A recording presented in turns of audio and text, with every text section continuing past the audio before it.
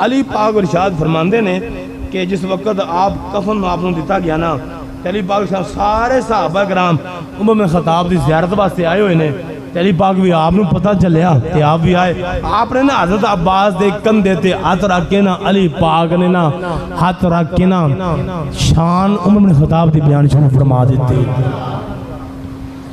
لوکاں صحابہ نو دس رہے نے، علی پاک کا دس رہے نے، توانو نہیں پتا آج جو کفن دے اندر ہستی پئی ہے اندہ مقام کی ہے، تو تسی نہیں جانتے اندی شان کی ہے، تسی نہیں جانتے اندی عظمت کی ہے، اندہ مقام تے رفت کی ہے. یہ کتنی شخصیت اللہ ہے کفن دے اندر، یعنی یہ تعریفاں کر رہے ہیں مولا کائنات. حضرت عباس نے فرمایا اتنی دیر ہو گئی ہے، عمر بن خطاب کفن دے اندر بیان ہے، کوئی میرے کندھے تے ہاتھ رکھ کے تعریفاں کیتی جا رہا ہے کون؟ آپ فرماندے حضرت بات میں دیکھیا تے حسن حسین دے ابا جی تعریفاں کر رہے سن. یکم محرم شریف نو آپ دی شہادت پاک عمر بن خطاب اس کائنات تو تشریف لے گئے تے علی پاک ارشاد فرماندے نے کہ عمر بن خطاب دا جانا آپ دا ہونا بھی کمال سی، اسلام داخل ہونا بھی کمال سی، تے آپ دی شہادت بھی بڑی اعلیٰ سی. آپ دی شہادت مسجد نبی شریف دے اندر آپ زخمی ہوئے شبی ذوالحجہ تے صحابہ نے فجر دی نماز ادا کر رہے ہیں، کوئی شور نہیں، نماز نہیں چھڑی. 15 صحابہ زخمی ہوئے نے تو نماز فجر نہیں چھڑی. 15 صحابہ زخمی ہو گئے. عبد الرحمن بن عوف نے عمر بن خطاب نے فرمایا تو مسئلہ رسول دیا نماز مکمل فرماؤ. انہوں نے نماز مکمل کیتی.